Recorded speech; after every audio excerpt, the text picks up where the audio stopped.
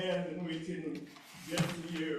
But I'd like to encourage those of you here, if you have questions, or even the panelists, if they want to ask questions to each other, right? That would also be interesting for us. So, Jerry, may I ask, are any of the panelists logged on to the Zoom session? May I? お願いします。はい。And then that way, if you see a question in the chat, おー、なるほど。はいはい。お願いします。賢いね。I think that'll be better than from the back here. You can all log in.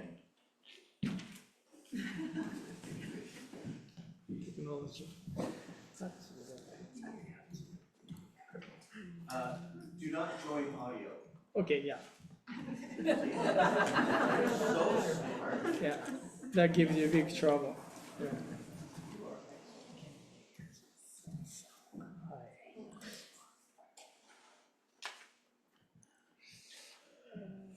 is there any questions from in here? I have one then. I want to ask John Sensei. We have a large number of people becoming ordained. How can we, I don't know how to put it, not a Shinshin test, but it seems like a lot of the newer people who are receiving Tokudo don't seem to understand some of the very fundamental aspects of Shinshu. Have you experienced that? Are you familiar with that? It has been a concern for some time that the bar that is set for Tokudo ordination appears to be fairly low because the emphasis seems to be more on liturgical skills or the ability to memorize the Ryōgemon, for example, and doctrinal comprehension is almost kind of optional. If you don't know it, you'll learn it eventually. And I compare that with, say, some of the rigorous training that's undergone by the Jesuits, in the Catholic Church, with 7 years of scholastic theology, philosophy, homiletics, how to give a very rigorous. So regardless of whether you disagree or not with the theology, these are very highly trained people. And they seem to have comparable responsibilities to people with Tokudo, and I'm thinking, ooh. And because ordination is made easier, it attracts certain people, I think, who are not that interested in the tradition, but it's an easy way to get the robes and then use the Dharma as a vehicle to promote their own ideological ideas and preferences. And therefore, it's like wolves in sheep's clothing, they just sort of go under the radar and then they kind of take over. Or they may have delusions of grandeur or want to be famous or be looked up to or have status and prestige, but they're actually teaching their own view of the world. And Shinran comes a distant third or fourth if you're lucky. And I don't see the correct views of Shinjin and other doctrinal matters being enforced at all. I haven't seen any minister be defrocked for teaching heterodox views at all, but I encounter it all the time. In the Catholic Church, I hear ministers getting dismissed all the time for having wrong views, Yanjin, the equivalent, and it's very common, and that's the way they preserve the purity of the teaching. And especially in the West, it's become so flaccid, so fluid, that, as long as you mention Shinran occasionally, just do your best and don't worry too much if people don't understand. There's no auditing of ministers, I think. How are you travelling in your faith? Are you struggling yourself as a minister? Are you having doubts? Can we talk about them? Is there something we can do to support you, for example? I don't see any of that. So the kind of, the degradation continues, and then it becomes like a contagion that can often spread to other people who think, oh, that person's had an easy ride to the ministry, and they get to talk about their pet subjects, and no one's told them off about it. I think I'll do the same, because I wouldn't get away with that in Shingon or the Kegon-shu, because it's rigorous. And the one thing I think we really lack is a high standard of rigor and consistency in how we train our ministers. But that's just my view. Others may have a more positive, sunny view of that than I do. I hope I'm wrong. Thank you. Can I, if I may, thank you, Sage, for your comments. So how come Yorana didn't get a mic? He's so loud anyway. Okay, thank you for your, what? Oh, I'm Ken Tanaka. I'm now a member of Berkeley Buddhist Temple. So that's my primary affiliation right now, I guess. Again, what you just talked about in your talks, I really agree with, you know, what you're saying. It's a huge topic, and I think all of you are really talking about true and real nature of Jodo Shinshu, which we have to retain, and I think we have to be vigilant for getting away from it.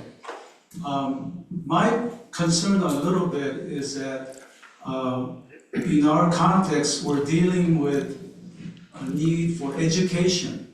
How to convey the true and real teachings of Jodo Shinshu to ordinary people and people who live outside of Japanese cultural sphere. And so I like to use a metaphor of a mountain, is that what you are talking about is at the top of the mountain. It's the pure and real and teaching. But most people live, you know, in the middle part of the mountain or at the foothills. And how do you reach them? And sometimes, therefore, we need to use some, you know, skillful means, like, you know, mindfulness. Or Reverend Ogui, former Bishop Ogui, he taught Zen and Shin. And he got criticized. I understand he was called by the Honganji and reprimanded for teaching Zen. But, you know, in this kind of context, it was necessary.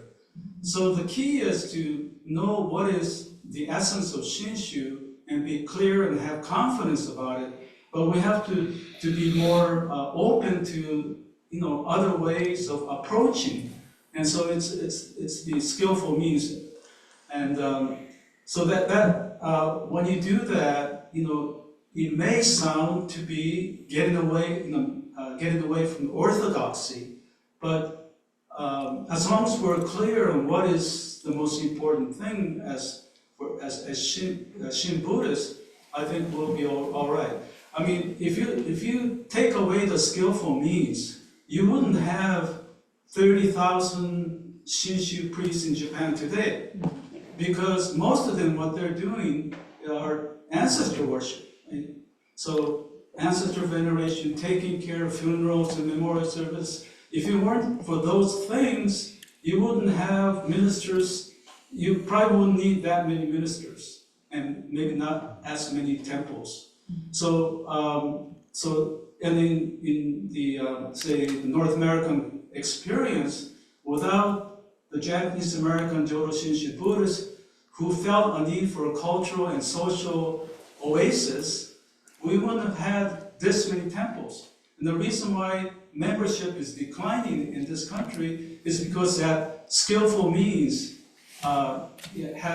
is no longer needed. You know, you take my young children's generation and my grandchildren's generation, they don't need to go to the temples anymore. And so I know we're talking about a lot of, you know, different levels, but I would like to remind us of the importance of education, how to reach people. And when you do, sometimes you may sound like you're compromising. But as long as we're clear where we are, I don't think it's really a compromise, but it's a positive, skillful means. Just like Reverend Ogui, when he did Zen Shin Sangha, and probably some of the people at Cleveland Buddhist Church, they wouldn't be there if it wasn't for the Zen part of it. And so, anyway, I think we'll Okay. Do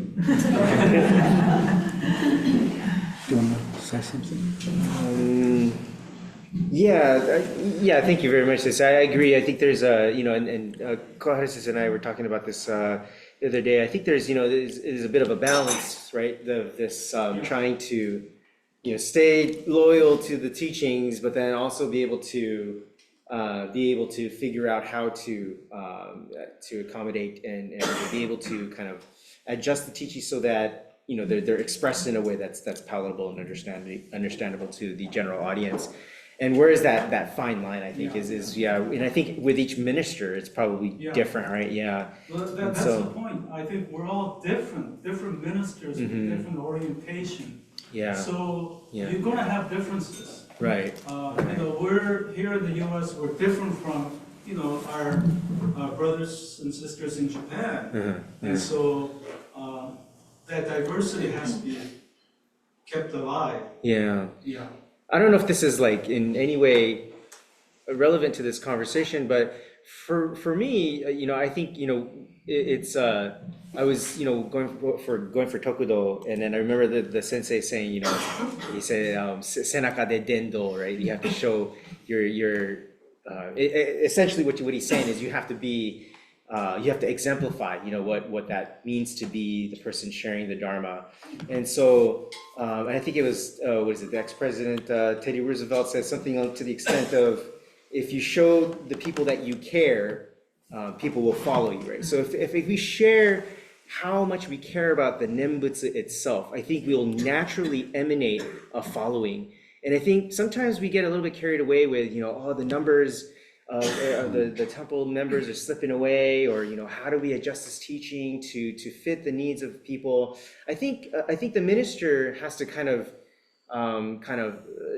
take it upon him or herself, or be feel this that the responsibility is incumbent on them to show that they are caring for the Buddha Dharma.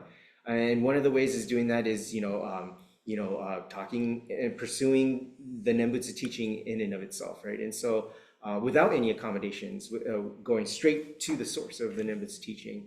And that would be my approach to how to respond to that situation. But again, I do see that it's not kind of a one-way thing, that there is a push-pull between the two sides. Can I say something? I often wonder why people always feel the need to supplement Shin with something else, as if Shinshu isn't enough. I don't see Zen people or Shingon people saying, well, maybe we can make our teaching more accessible by introducing some Jodo Shinshu in there. I never see that. It seems to be on us to take on board other traditions that will somehow make it clearer. But in my experience, it's often led to confusion. And in Shinran's time, where he addressed himself to illiterate peasants, he simply taught the tradition without any supplements, and these people weren't necessarily sophisticated. And if the teaching is truly universal, it ought to be able to be communicated in the vernacular of any language, right? And so, again, I read books about Shinshu, and people say, Dogen says this, but we kind of say that as well. We're kind of like Zen in some ways. But you never see books on Dogen where they say, but the master's insight closely parallels what Shinran says in the Kyogyo Shin. It's always the other way, every time. And that's why I mentioned the inferiority complex that we have, that we're somehow not good enough and that our teachings can't stand alone. And I'm not sure why that is. And I don't think it's inevitable that it has to remain that way. Good. Go ahead, Anita. The only reason I'm sitting here is because Cleveland Buddhist Temple offered Zenshin Sangha. I came to Cleveland, had no idea of anything but Zen. Nobody does in my generation. I called up and Sensei Ogui said, "Yep, Tuesday night for beginners in yoga." And then I just kept going. I knew there was something, but I didn't know what it was. And eventually, when Reverend Ron Miyamura came, is when I understood that there was Shin, and I went to Shin. But for what I had done at the Cleveland Buddhist Temple when we moved to our new location, it was just Jodo Shinshu. Then I added Zenshin Sangha meditation for a half an hour in the morning on the schedule. I got new people. And we had like a 15, 20-minute break before Jodo Shinshu started. Some of them would leave, many of them would stay, and then they kept coming back. And now we use Zenshin Sangha is just to get centered. I say all we're doing is we're getting centered, we're not doing Zen. And so, but it's a way to bring people in, because we don't promote Jodo Shinshu. Nobody knows what Jodo Shinshu is. They know what Zen is. And this was the door that opened for them to walk through to come to Shin. That's been my experience. But you're talking about centering, not teaching Zen teachings, right? No, I'm not teaching But you Zen. call it Zen, so people might think they're coming to hear Zen teachings. so- Exactly, they're coming and I'm saying it's, and when I give the description, it's for sitting and chanting and mindfulness, and that's all it is. We're not saying it's gonna be for, and when we talk at the end of the period of Zen, before we break for a break, before Shin starts, we said, we're not getting enlightened with this. This isn't how it works. We'll just get bad backs if we keep doing it. And then they stay and they listen for the Shin and they come back. A number of them come back. Do they come back for the Shin or for the Zen? They'll come for the sitting because the Cleveland Clinic, everybody's doing mindfulness, everybody's doing meditation, and this is something that's cultural now in the United States. You know, everybody and their uncle is teaching awareness and meditation. But that's what brings them in the door. But I think Shinshu has plenty in itself to bring people to the door if it's does. taught properly, you know. But how, we don't promote it. Who knows about Can I Jodo Shinshu? break it? See, I think Reverend Anita's case is a kind of example that I'm talking about. And in Japan, I don't see very many young people going to Shinshu temples. But on the other hand, once I was invited, went to a gathering at Hibiya Park in central Tokyo, where students of Thich Nhat Hanh came from Vietnam. There are 20 of them. They're teaching mindfulness. There were 1,000 people there. They're all Japanese, all young. You hardly ever see any situation like that with Shin temples. So the point I'm making is that I think that, you know, the overall sense of religiosity in modern contemporary time, the so-called paradigm of religion in the medieval time obviously was different. The worldview is different. But presently, you have, when people think about religion, they're into mindfulness and sitting meditation. And that's true even in Japan. And I think that all I'm saying is that we need to take note of that and get, you know, like the Cleveland Sangha there, to get people in, because that's what they think about when they think about religion. And in fact, you know, what did Shinran do 20 years before he met Honen? I mean, he was doing meditation, so. He said that he did all that so we didn't have to. No. I disagree with that. But he would never recommend going through the three vows. That's true, but he talked about the conclusion, you know, what he realized, but he probably would not have come to that conclusion had he not gone through the 20 years. Sure. And not that, you know, we should do 20 years of rigorous meditation, but I think that we should not lose sight of that, the fact that he did go through that kind of. So I think, you know, self-power or any self-effort, I call it self-effort, not self-power, but self-effort is important, and it could, one of that could be mindfulness, or it could be Zen. But it's, because people know about that. but at some point you have to transition from mindfulness and Zen to the teaching of Shinran, because they're quite very different. As I said earlier, I'm not denying that. I said at the very beginning, the top of the mountain is clear. And as all of you have pointed out, we have to be confident. But at the same time, we perhaps should not negate the skillful means. And so, and as Rev Miyaji was saying, you know, it's difficult, you know, having that balancing that part of it, and how we balance it would be differ according to, you know, like Reverend John.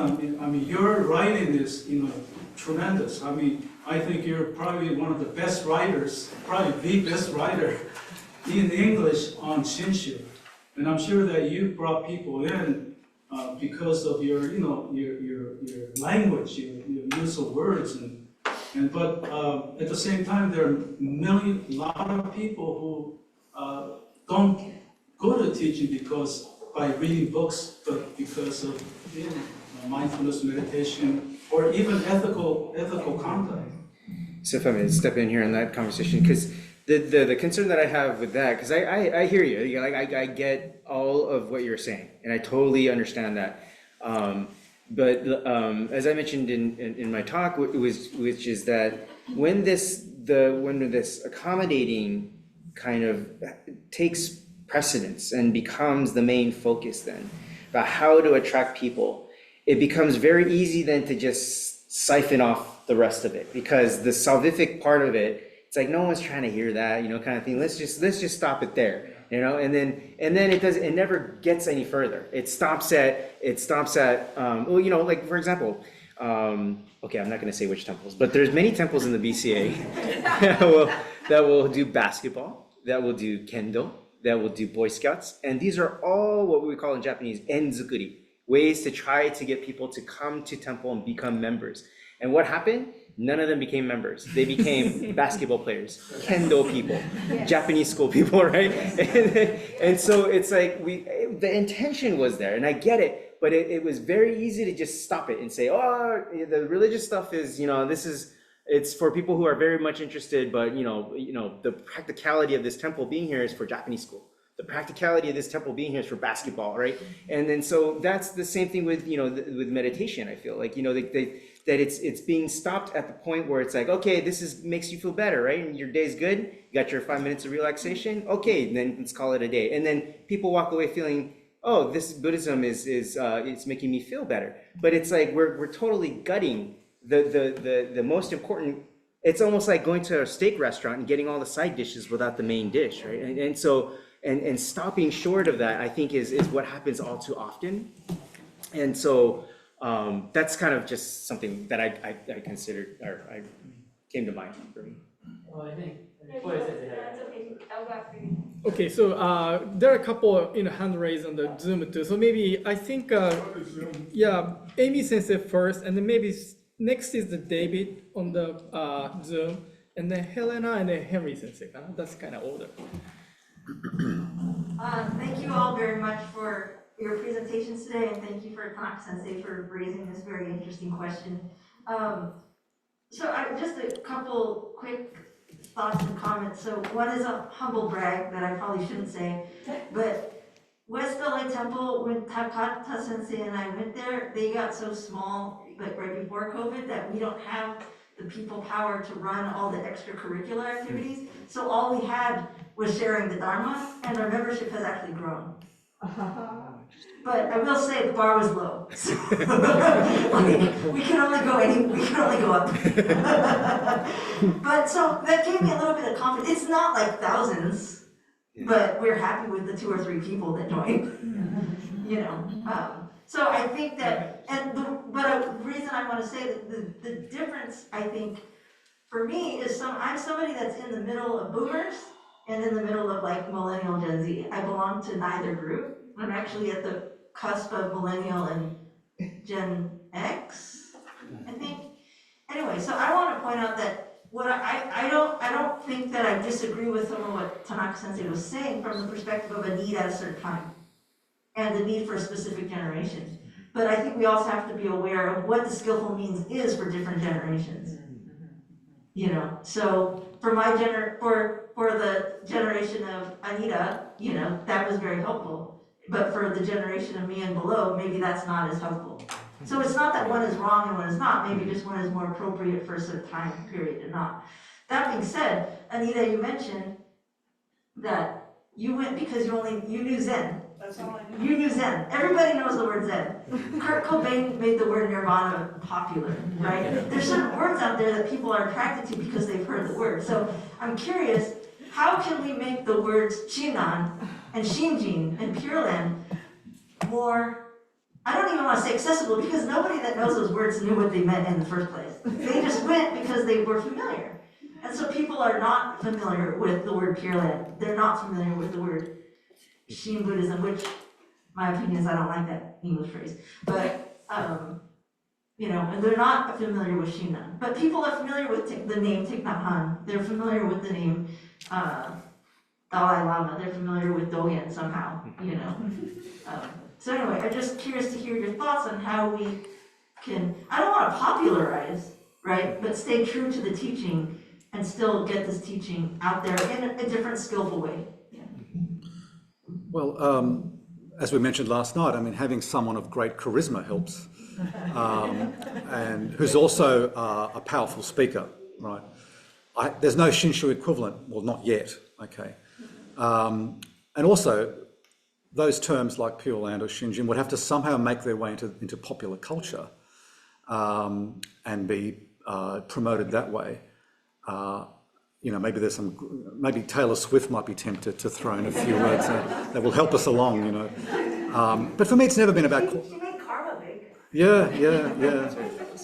But for me, it's not about quantity, it's about quality, right? I mean, I don't have a temple, I don't have any community.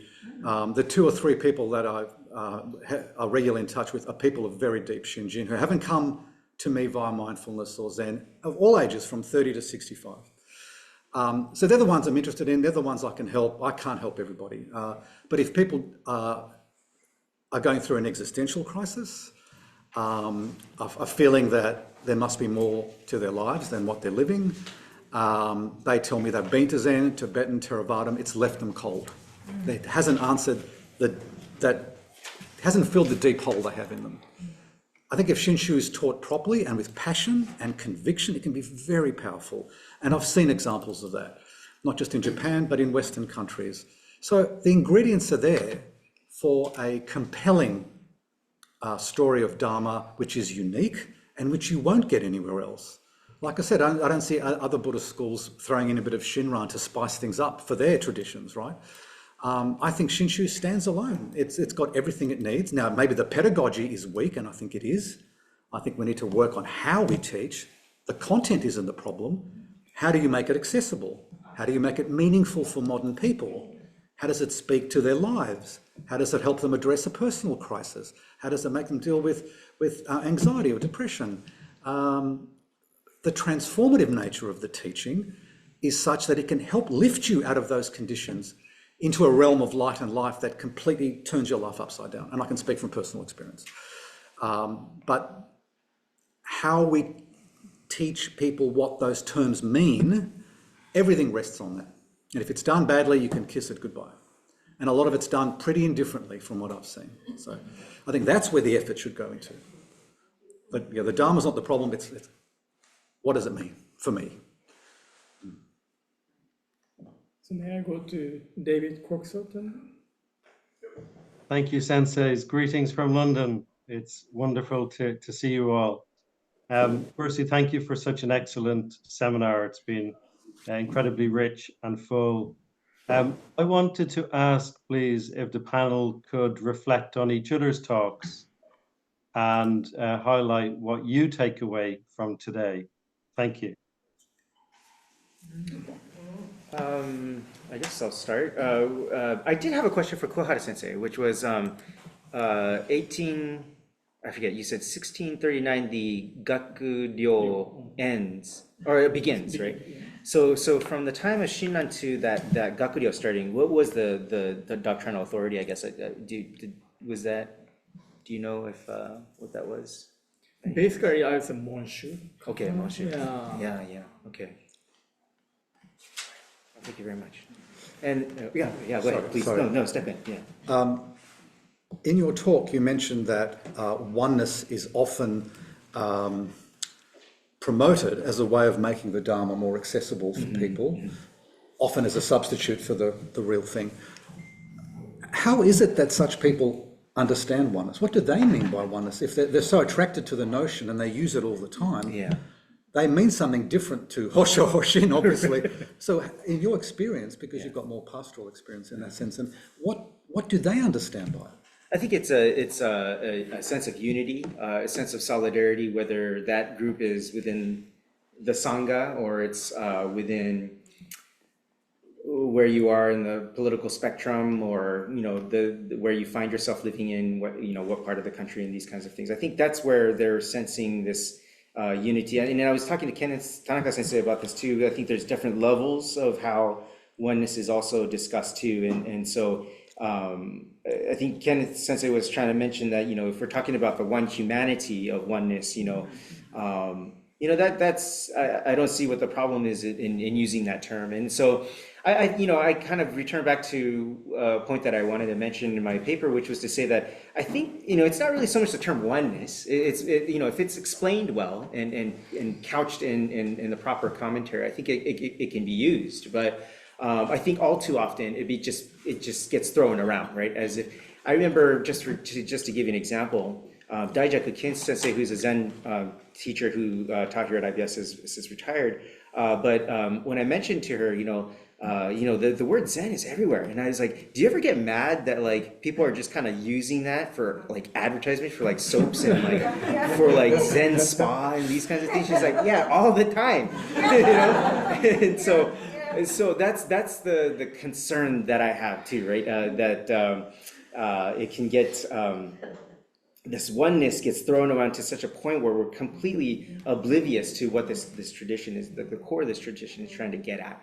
And so it's not like I'm picking a fight specifically towards oneness. There's other terms that I think also lead to kind of big misunderstandings of Jodo Shinshu. But that was one of them, and so that's why I wanted to use that word. Thank you. Yeah, thank you.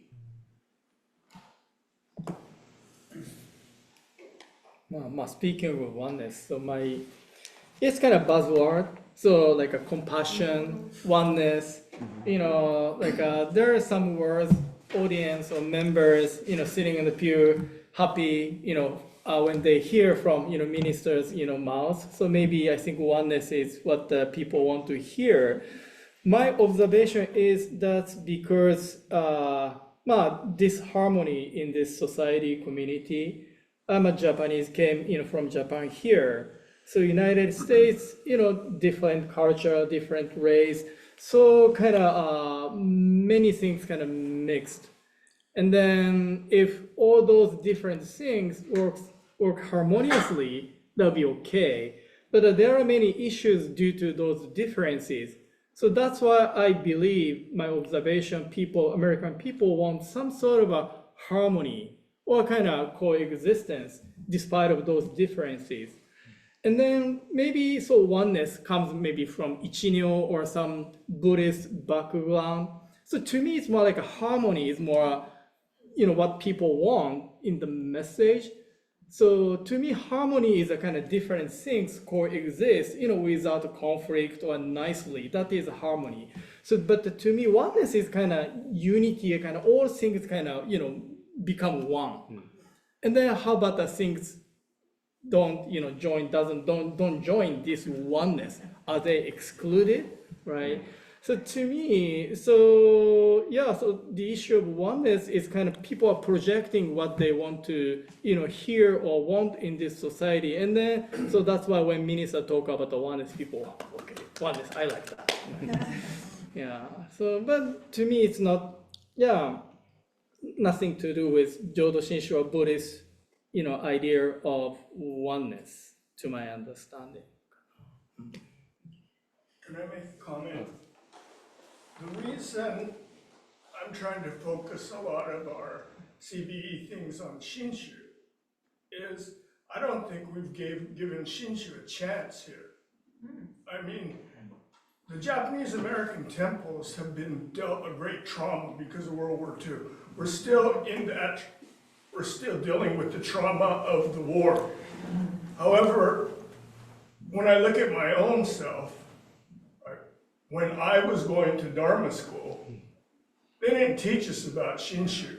They taught us about Shakyamuni Buddha, the Four Noble Truths, the Eightfold Path. And so I could look and say 40 years ago when I started studying Shinshu, I thought, wow, why didn't I ever hear about that? That's only 40 years ago. And then, since that time, if you wanted to study it further, you had to learn Japanese. When I was a student, we had to learn Japanese, we had to go to Japan. So it's only been maybe 20, 25 years that Shinshu books have come out into English. So it's not that long. So our temples, we haven't given it much of a chance to really put its roots down here in America.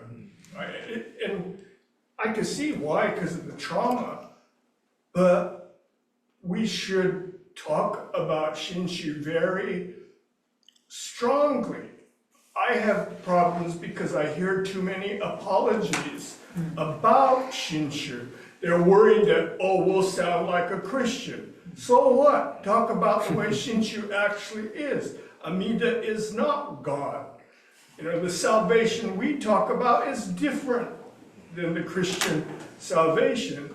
So I just think we got to be more patient with that. If we look at our BCA, it's incredible what we've done in the time that we have under the circumstances we have. Look at the Zen temples, look at the Shingon, Tibetan. There's no organization like ours. So we have set up this very strong foundation. Why are we afraid to say this is what Shinshu is? Right? This is what we believe.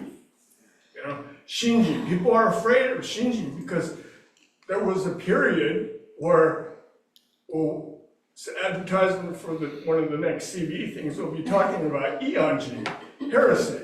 So there was this heresy about pinpointing the time of Shinji. So then all of a sudden ministers don't want to talk about Shinji. But no matter how you look at it, Shinjin is the primary point of Jodo Shinshu, right? Amida is not a metaphor. The Pure Land is not here. Shinshu doesn't talk about those things. It's almost like an apology that we have. And we haven't talked about these things in English for very long. Give it a chance. My temple, I'm in Salt Lake City, Utah, Ogden, Utah. The world headquarters for the Mormon Church. And although the people a lot of the members who come on Sundays, they're not aware of how they put money in for the temple. The people who come are 40 and below age group, because they want to hear about Shinshu. Right? And when they hear about Shinshu, they go, how come we never heard about this before? So I think that there is a thirst and a hunger here if we talk about it. But if we couch it in these other terms, people can see that. So that's really why I don't want us to be apologizing for being Shinshu anymore, because we've done a lot here in our tradition. It's very strong, but we will be different than Japan. Japan is dying, definitely dying. They got 15,000 temples. 5,000 will be closed in the next 10 years, is what they say. You got 30,000 priests, probably 20,000 in the next 10 years. But look at in BCA, we might only have 30 or so Kai Kyoshi, but with the MAs, we have Tokudo and Kyoshi, the same group that I kind of worry about. We have probably 100. Right? So you compare that. So Shinshu is making great inroads here in America. So before you give up on it, let's go for another 50 years and see. And if it doesn't, if the temple's closed, so be it. It means that it wasn't meant to be here. People didn't like it. But let's try it first. And that's the problem I have with a lot of people talking about these things and saying things that really upsets me about this is the Pure Land. This is not the Pure Land. And I just don't have eyes to see. Amida is a metaphor for some greater thing. It's not, And so I really think we just haven't given it time. It's only been in English, I feel, for maybe 25 years. Or voice. Yeah. Haven't given it enough voice. So that's just my comment. So maybe, may I go to Henry Sensei Maybe we first? get the ones up, we get both more. Was there one about Ellen or something? Okay, my turn.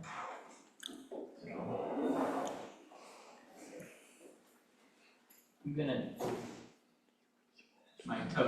gonna shift gears a little bit. We can shift back if we want to return to this topic.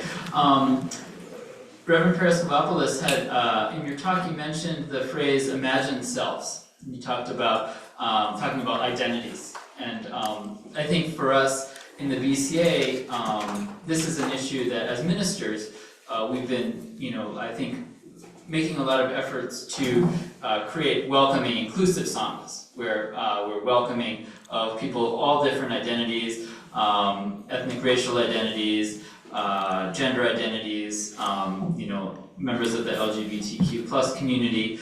And that's an area where I think we have a lot of dynamic energy, and an area where I think as a sangha we can take some reassurance that we're moving in a good direction.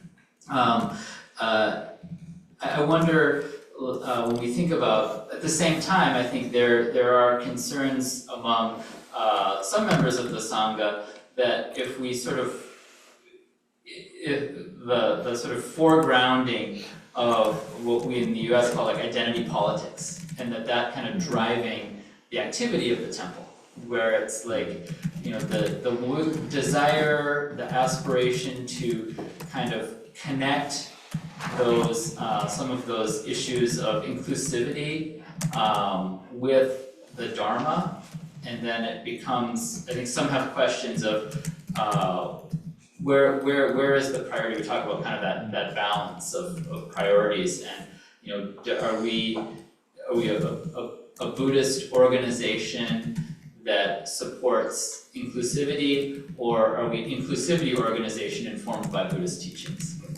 That's a way I can sort of frame that. So I welcome your, I particularly was struck by, you talked about the imagined selves, and if you might Yeah, I was conscious that I was probably saying something provocative there. I didn't mean to be insensitive, by the way. I just see so much of this stuff, and the Dharma gets lost in this fog of often quite acrimonious and angry identity debates. And I only made the point that I did in order to say that from a Buddhist point of view, perhaps we're looking at a solution to this crisis even at the wrong level. There is a kind of Buddhist solution to that. If you go very back to the Pali Canon, where the Buddha discusses anatta and what his view was about what we think we are. The problem with some of the identity politics is people think that at heart, at base, this is what they are, this identity that they've adopted. And it's a combination of emotion, distress, trauma, imagination, a whole bunch of factors are coming in to create an identity which they think will make them happy. I've seen a lot of people who are actually victims of identity politics. And you never hear about that as much, the downside of that, which has created a lot of turmoil and unhappiness and distress. And people said, it hasn't given me the fulfillment that I wanted. And I said, well, maybe you've been looking at the solution to the deeper problem at the wrong level rather than at a political level. When you look at how the Buddha describes the self, the five skandhas, for example, which are always changing, which are unreliable, which are fragile, brittle, not dependable, and we're trying to build an identity based on that, well, there's going to be trouble somewhere down the line, and whatever benefits you think accrue to that identification may not be durable. And you may end up falling back to where you were at the beginning and saying, I'm still lost. I still don't know who I am or what I am, because we're not asking the deeper philosophical question of what self-identity means according to the Dharma, not according to what's politically correct or fashionable at the moment. So I mentioned that knowing that I might get in hot water, but my intention wasn't to criticise those initiatives, because a lot of people do get rejected from certain religious groups based on identity, and that's a catastrophe for people. It's very damaging. But maybe we can come at it from a different angle and challenge those very people as well and say, let's explore these identity issues in light of the Dharma. And I don't see much discussion happening of that, because Buddhism has a very rich philosophical literature on the nature of self. Both the Pali Canon and the Sino-Japanese canon, you look at the Tathagatagarbha Sutras, for example, discussions of Buddha nature and the Tathagatagarbha, the Alaya Vijnana, true self, false self, deluded self, enlightened self. It's a very rich terrain of possibilities to explore, which I think will help us go even deeper into those questions in a way that can offer satisfying solutions to people who may not be content with a merely socio-political agitation or activism around those questions, which maybe don't go to the heart of the dissatisfaction that led them to some of those positions in the first place. But that's not to deny that there are people with needs for inclusion, and we have to be sympathetic and compassionate, but not let it rest there, because it's still up in the air and it hasn't really been resolved in my view. And if you're a Buddhist who's coming to a temple from one of the identity groups, you ought to be naturally curious about what the tradition you're about to enter has to say about these questions, and I've never seen it at all. So I only sow that seed so people might consider taking that approach, going back to the traditional sutras and shastras and seeing, well, what can we learn about this question? Is it only Western culture that has addressed this satisfactorily? Or have other people thought about this question 2,000 years ago? They have. Can we learn from that? If so, let's have the conversation.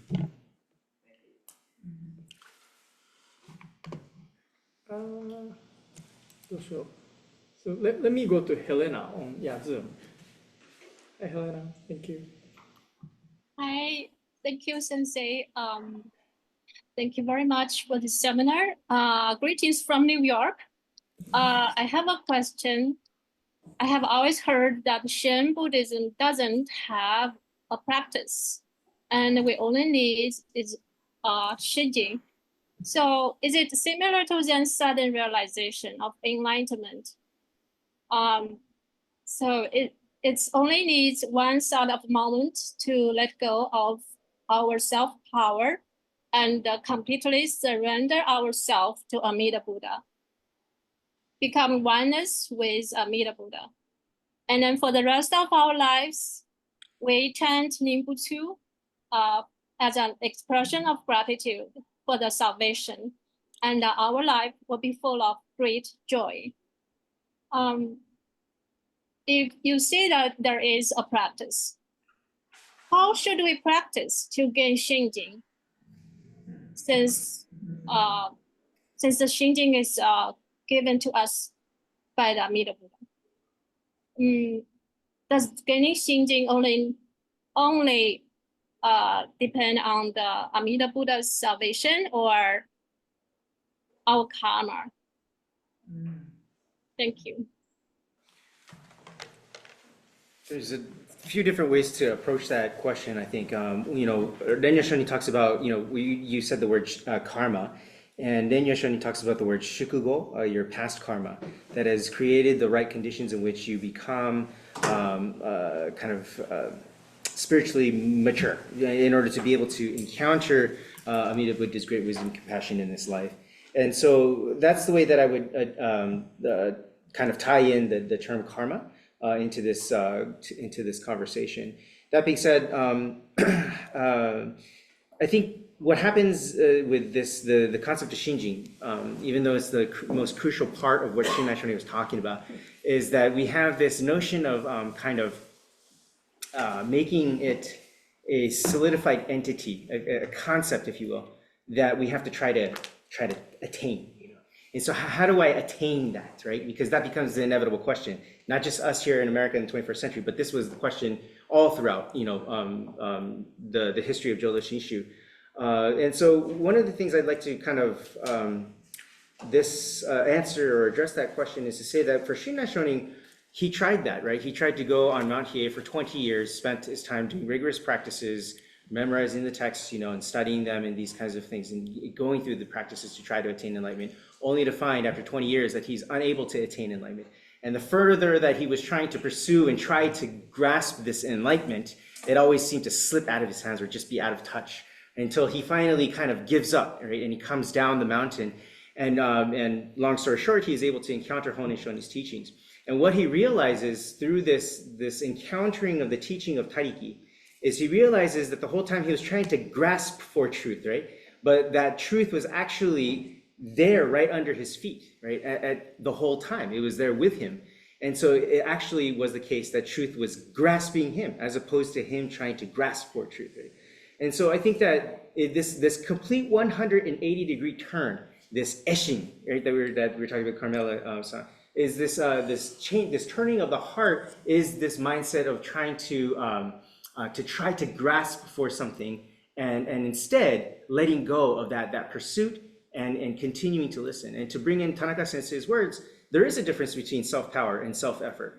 And self-power has a very specific definition to it. Self-power is one's own, believing in one's own power to be able to attain enlightenment, to be able to attain birth in the Pure Land, right? That's what self-power is. It has nothing to do with your work ethic out in the world, right? So we should be hardworking people, and we should, actually, Shinran Shonin encourages us and says you should be pursuing the Buddha Dharma. You should be trying to understand it. That, in Tanaka Sensei's words, is self-effort, right? There's a difference between self-effort and self-power. And so I think that the self-effort in pursuing the Buddha Dharma is definitely encouraged. Shinran Shonin encourages it, but not to get caught up in this idea that shinjin is something I need to go and get, right? That I need to grasp. If we continue to listen to the Buddha Dharma, that is what it means to be a Buddhist Jodo Shinshu practitioner. To try to open ourselves up to the Buddha Dharma and put our hands together in Gassho and say Namo Amida Butsu when we do have these rare insights of encountering Amida Buddha's great compassion. And I think that pursuit is a lifelong pursuit. Can I add something quickly based on what you just said? One thing that annoys me, I have to say, is the charge that Shinshu is a do-nothing Buddhism.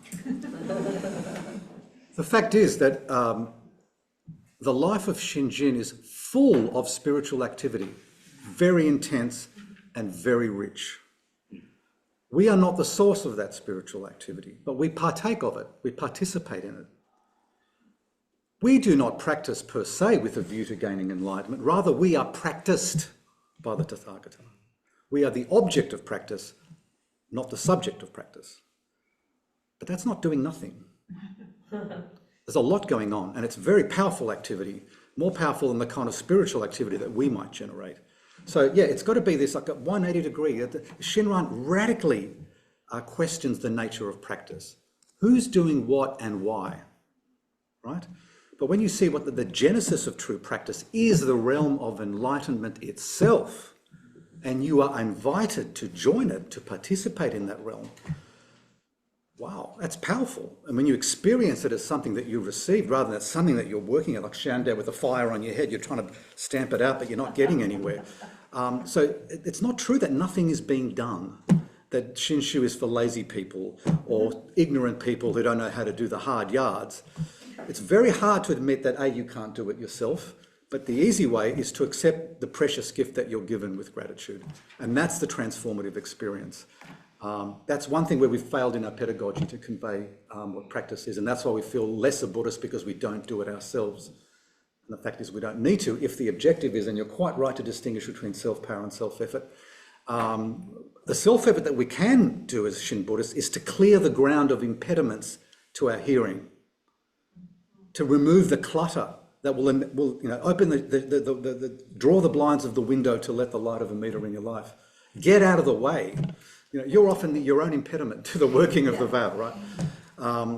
But yes, there's just as much spiritual activity in Shinshu as there is anywhere else, and I think we need to understand why that is.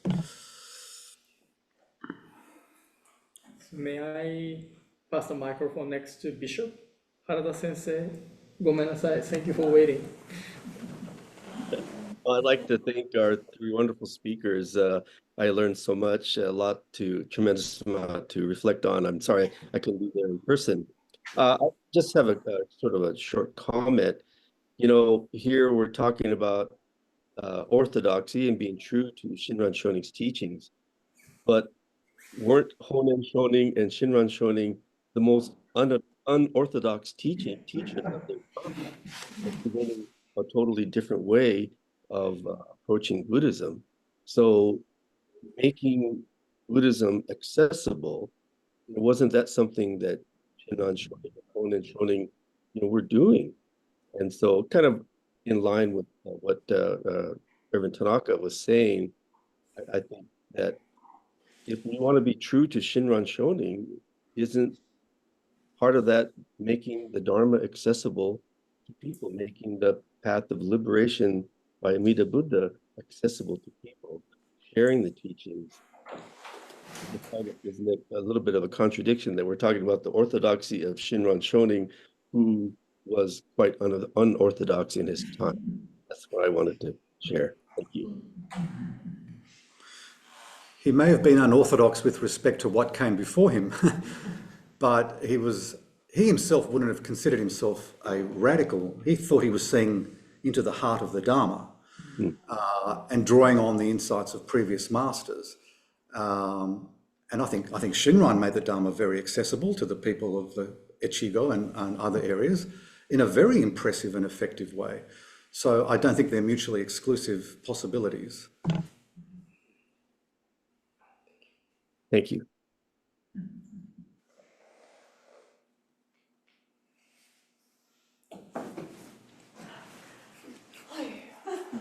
Thank you for your patience. Thank you. So, my question has to do about,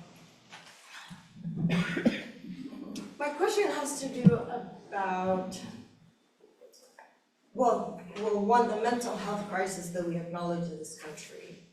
And number two, how to talk about the Dharma on those terms. Because one thing that I've really struggled with is talking about the Dharma, but yet not breaking the rules and ethics of my profession, which contradict each other. Therefore, I'm pretty messed up in that way. And maybe from that perspective, the psychological perspective, the entry into talking about the Dharma is to maybe come to the heart or the experience, the direct experience of what it is to be a human being. And if I look at Niga Byakudo, for example, the land of fear, the land of Saha, and talking about Saha itself, talking about fear itself, which in my mind kind of segues into, my Hakurai is saying, oh, this is a great opportunity because we're all freaking out. This is a great time to talk about the Dharma. But the impediments to that is that, my question, I guess, is how much ego strength does it take to be able to admit to seeing the self for what it really is as a venomous snake? I'm not sure how you talk about it without sounding like you're apologetic or trying to appease or trying to people please. Or would the approach rather be, I guess I'm talking about how my ego's getting in the way, but anyway, I'm wondering about how to talk about the Dharma on those terms that make sense to you, that could get to the dilemma of this human condition that Sensei John can talk about is this angst, existential angst. Might that be one way to begin talking about this journey? And then to your point, Kuwahara Sensei, introducing the mind of the Buddha, the three minds of the Buddha, sincerity and trusting and aspiration, and also addressing the fear that we experience as human beings by saying that it is fearlessness itself, the fearlessness of Amida's compassion that embraces us. In my experience, I find that there are certain questions that are taboo for people. They don't want to go to those parts of their heart that are too dark, okay? Because they have no defenses. They don't know what to do in that space. They feel vulnerable and brittle. You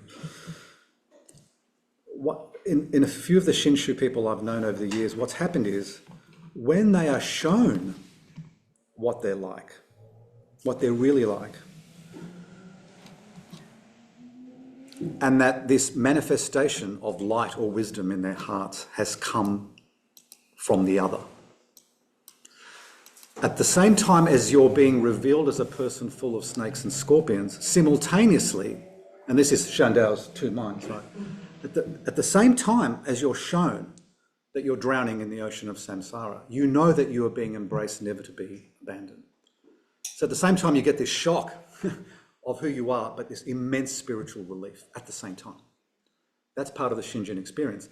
Whereas without the support of other power, that realization about yourself is simply intolerable. You will shut it down, you'll put a lid on it, and you'll lock it up. But the pain is still there.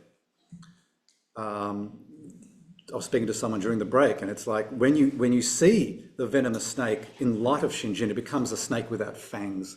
It doesn't hurt you in the same way. It's there, it bothers you, you know it's part of who you are, but it can't wound you in the same way because you see it in light of something greater in which you can take refuge. You can't take refuge in that darkness as a Bombu without help, without support, without illumination, without compassion. So the beauty of the Shandao's, the twofold mind, is it does two things at once, not in succession, but in the same time.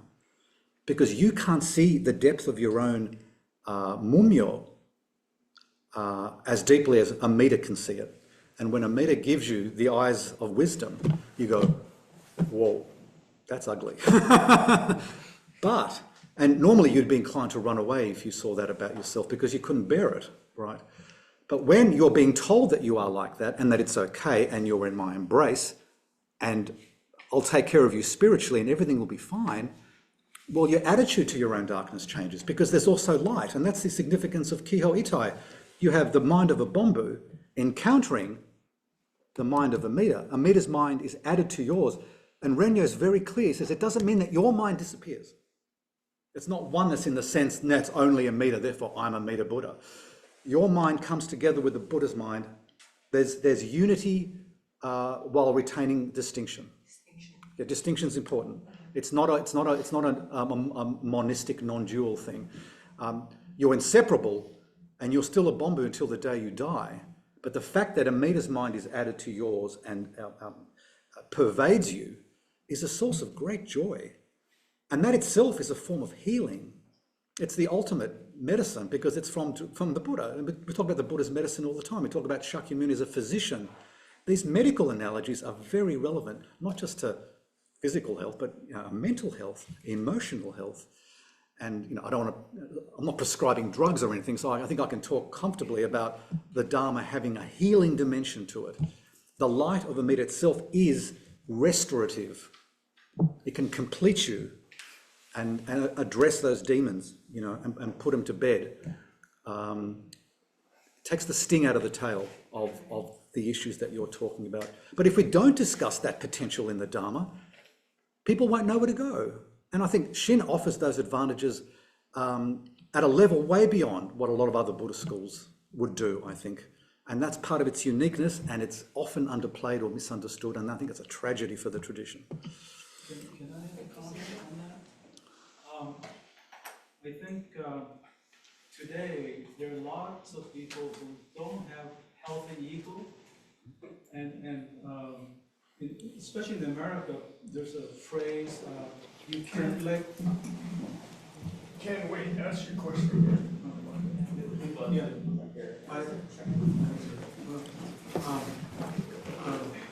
Having been in Japan for 25 years, one of the things I've done is to start up an academic group called the Japanese Association of Buddhist Psychology.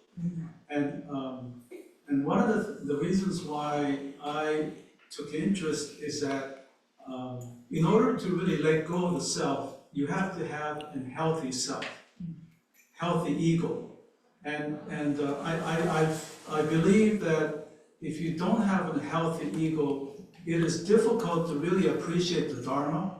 And so, Rev John, what you talk about, I'm always impressed by the way you articulate the spiritual realm. But in this context, we need to also realize that there are lots of people in the world, in society, who don't have that. And so psychology, I think, is an effort to develop a healthy ego that would come in accord with social norms and be able to live in society in a healthy way. But Buddhism goes beyond that. And so I think it's important to always keep in mind the two levels. It's like, I use an analogy of a pole vault. You know, for a pole vaulter, you dash with your pole, and with that inertia, you go up. But going over the bar, you cannot go over the bar unless you let go. See? So, but in order to get up that far, you have to have that, you know, the run, the dash. And so I think that dash is equivalent to kind of a healthy ego. So I think in Buddhism too, we can also, again, this is another skillful means, is to deploy some of the psychological, you know, insights that I think psychology has provided us. And I think we need both. But ultimately, I should say, you know, Buddhism transcends that.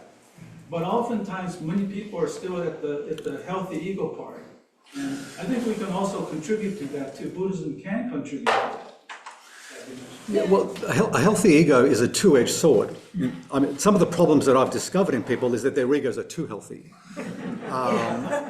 And so maybe it's a question of terminology, what we mean by ego, right? I don't mean egotistical. Healthy. You mean a healthy sense of self? Yeah, okay. Yeah, okay, yeah. That's Sure, okay. A robust sense of identity, that you're confident in the world and all that. Yeah, sure. But I think Shinjin can help people with that. Yeah. It doesn't have to be, you have to sort out your state of mind first before you receive the Dharma. I think the Dharma can play a big role in helping you get to that point. The Dharma can help the pole vaulter go up, you know, in case you don't make it even close to the bar, you know.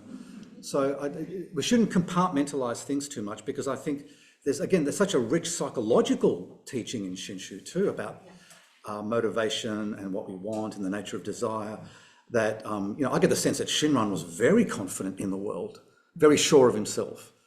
I wouldn't use the word healthy ego. He was very mindful of his ego, but that didn't preclude him being confident. But that confidence came from his immersion in the Dharma. You know, I think that gave him great personal strength. And I think that can help people today who are feeling a bit vulnerable or wobbly in their lives. So I think we should explore that as well. Yeah, just to add on to that, you know, Denya Shonin in his letters talks about the word jigoku, which is hell, right? And he says this very firmly, in not just one place, so it wasn't just like a slip up. He says it here and there, and so he quite intentionally uses this word. And according to one commentary that I read on Sensei's point about, you know, mayoi, it's this idea that this jigoku is meandering, and that's what hell is. And when you don't know why you quite came to this world, you leave this world not knowing quite what was the whole point of this, is mayoi, and that is the hell that Denya Shonin was referring to.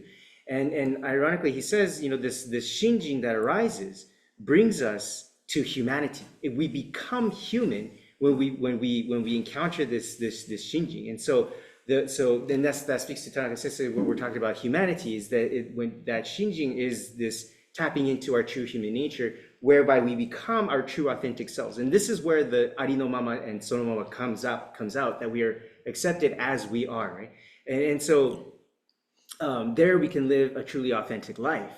And so I think that has also to do with what we're talking about, of this getting to the point of this pole vaulting, of this, the Buddha Dharma, listening to it right now, right? That it provides insight into who we can be, and the religious insight that this teaching provides, I think is something I wanted to mention. Okay, so Sensei, I beg to disagree about the concept of healthy ego. Maybe I'm just jaded. Because for me, attaching something healthy to an ego, which really in its deepest form is suffering, right? The heart of the Buddhist teachings about suffering. It's almost like a glossing over the reality of what this ego really is. And so I don't know that having a healthy ego is achievable, if you will, even in this life. But my question then becomes, it comes back to the existential questions of who am I and what's my ego and all the things that we identify with. And we're talking about certain, identity crisis, right? And I'm wondering if the ego really needs to go through this identity crisis in order to finally wake up to the need for Shinjin. In other words, without crisis, there's no awakening. And therefore, my crisis be awakening itself. I think the crisis is an opportunity to awaken from our samsaric dream. But again, karmic maturity is important to allow the Dharma in. You can have an existential crisis and not be receptive to the Dharma, and then you're in trouble. Well, not yet, anyway. Yeah, but the Dharma is important means of resolving the crisis. And that's why I think the Dharma has it's not just a doctrine, it can have a huge impact on your life and improve it. But not everyone, as we were saying the other night, you can have two people listening to the same Dharma talk. One person says, wow, the other person says, this is rubbish.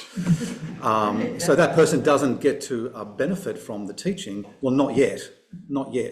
It might be later in their lives, it might be in the next life or subsequently. But that's where Shinran and Ring are very keen on the notion of karmic maturity as being an essential ingredient as to why Shinjin arises. Because it's not the same for everybody. If you only had one life, you'd be in trouble.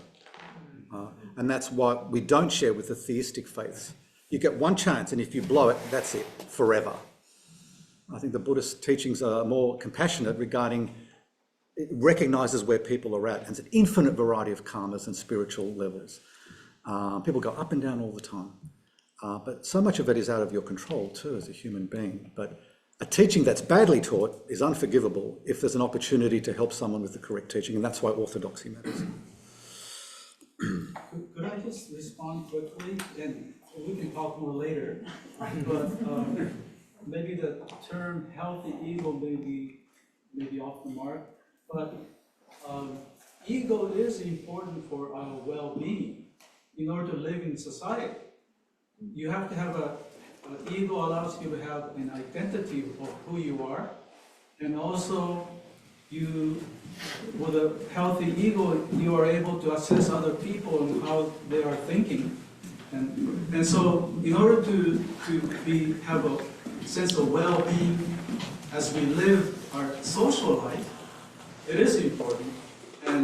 But again, that's where, that's not enough, because with a healthy ego, or whatever you want to call it, even with a healthy sense of the self, you're going to eventually die, and you're going to have to face the fear of death, etc. So that's where Buddhism kicks in. So what I'm saying is that in our context, we're not dealing only with people who are really, really interested in spirituality only. There are people in our religious temples and churches who are interested on a different level, and we should also accommodate that as well. But ultimately, help them to lead to the higher, the pure realm, if they are so interested. My sense is that not everyone is going to will want to reach that higher level. I know a lot of people who don't have the spirituality, but they're better human beings than I am. And they also benefit from even a lower level teaching.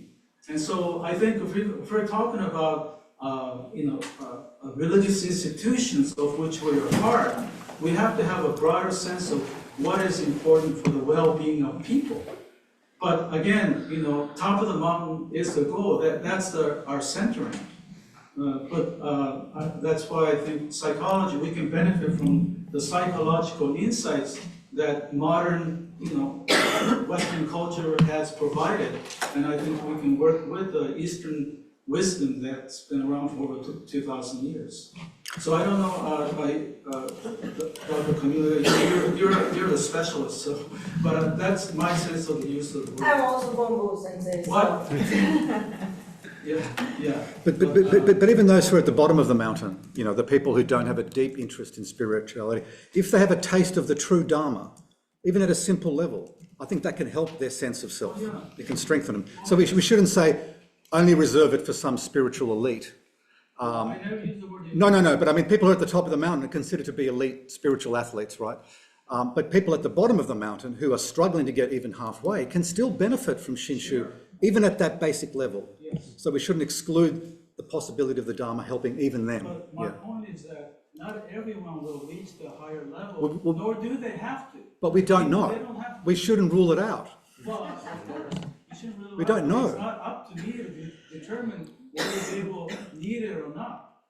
But why not introduce them to the full riches of the Dharma and let it do its work, Sure, I agree. wherever it takes them. Yeah, well, that's what we're all aspiring. People here, we want to provide, offer the Dharma, but whether they go to the top of the Sure. mountain or not, that's beyond our. That's beyond your pay grade. And Yeah. again, I want to emphasize, what was that? It's beyond our pay grade to determine other people's spiritual destinies, right? Can I ask each of you to make closing comments? Oh, there was one more. So one more, and comment. then Miki-san, yeah, I'd like to pass the microphone to Miki, and then this will be the last comment or question. Thank you, Miki-san, for your patience. Hi, Sensei. I just wanted, you mentioned Shandao's 2D minds, and I just wanted to mention or to share something more personal.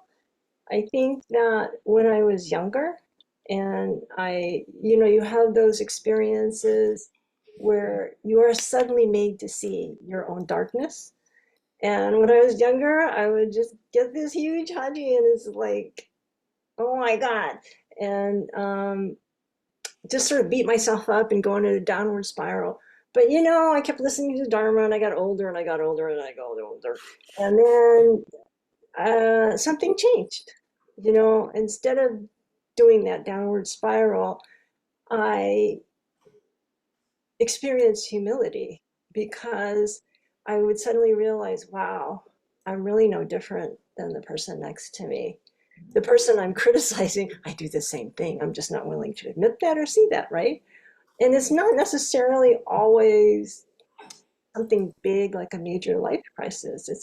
It's sometimes it's the everyday stuff, like getting mad at your spouse and then realizing, oh, or being made to realize, oh, I guess I do a version of the same thing.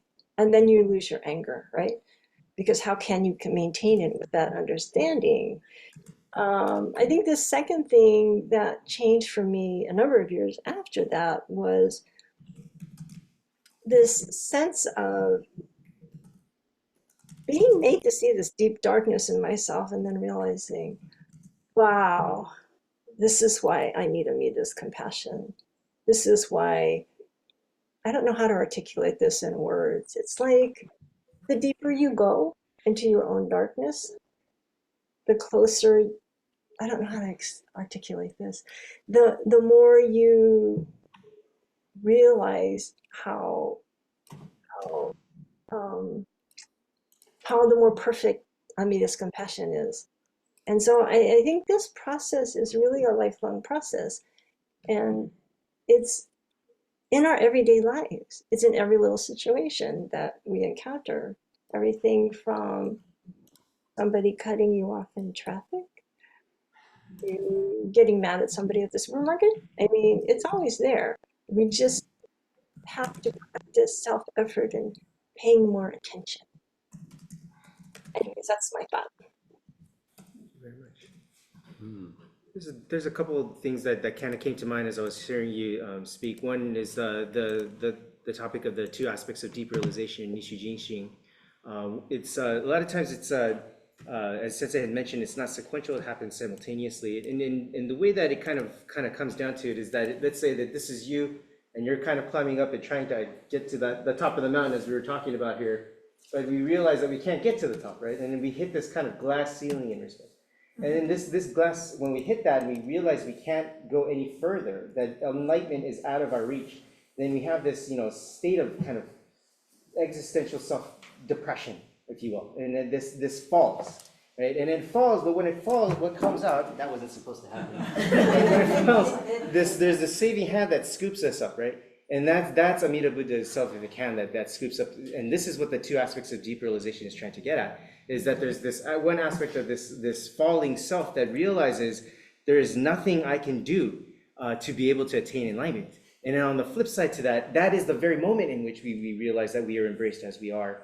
And so, Nenyo Shoni talks about this in one of his, in the Goichi Daiki Kikiyaki, where he says, the more you think you know, the more you don't know. And when you realize you cannot understand, that's when you understand, right? And that's that glass ceiling. When you can't understand, you fall, right? Then that's the opportune moment in which you can realize the salvific hand of Amida Buddha's great working. And another example that came to mind is the older I get, the more I realize just how deep this compassion is going, which is, there's, summertime right now, we do a lot of barbecuing. I mean, that Kingsford charcoal, right?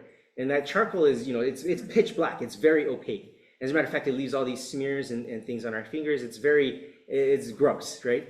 But it's that blackness where if there's a spark that occurs from, again, that spark has to come from outside ourselves, as was mentioned. That spark comes and ignites this coal. It turns bright orange, and it burns brightly and vibrantly, vivaciously in this life, right? And so that's what this becomes. The more I see of myself, of this dirty, murky, filled with scorpions and delusion and things, the more at the same time I realize how much I embraced I am. Sometimes I think, Amida Buddha, what it is, it's almost like a slap in the face that's so hard that we're slapped silly that we see ourselves as we truly are. We have like an out-of-body experience, and we see this foolish self that we are. And that's what it took for the Buddha Dharma to be effective, right? That we see this deluded self that we are, that makes these mistakes, that gets angry when we get cut off on the freeway, or we go to the post office and we get mad because the service is too slow. Right, and that's what I feel is what's happening here, and those are kind of some of the examples that came to mind as I was hearing the last comment. Okay, so I think, so I think we are supposed to finish 3, right? Yeah. So somehow 4 p.m. I'm so sorry. Yeah. Wow. So Jerry says something. Closing comments? Anything you want to close with? Not any closing comments. I've said too much already, but I just to sum up is orthodoxy has a better chance of survival in Jodo Shinshu if we learn to love our tradition. I don't get the sense that many people love it deeply, and that impedes our understanding of it.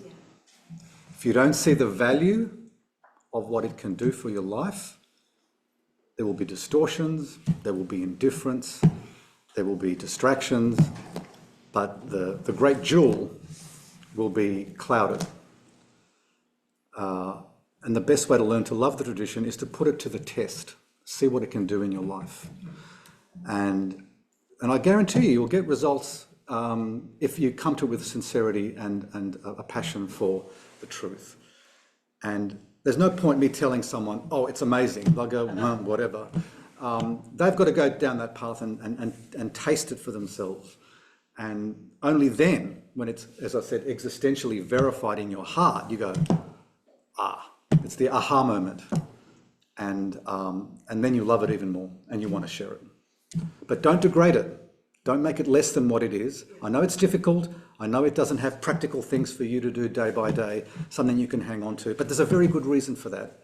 And that is the nature of radical other power, which forces you to reassess what you can do and what you can't do. And that's how true humility arises. So I urge you to speak to other people, share your experiences, ask questions. Don't give up on the teaching because it's not working for you right now. Everyone's karmic maturity is at different levels. Be patient with yourselves, otherwise you'll end up getting frustrated and walk away. And it's Shinran said, it's the most difficult of all things difficult, right? Shinjin is rare, but it's not impossible. Just clear the junk from your front yard and let the Amida's, SUV come up your driveway and do its thing. Okay?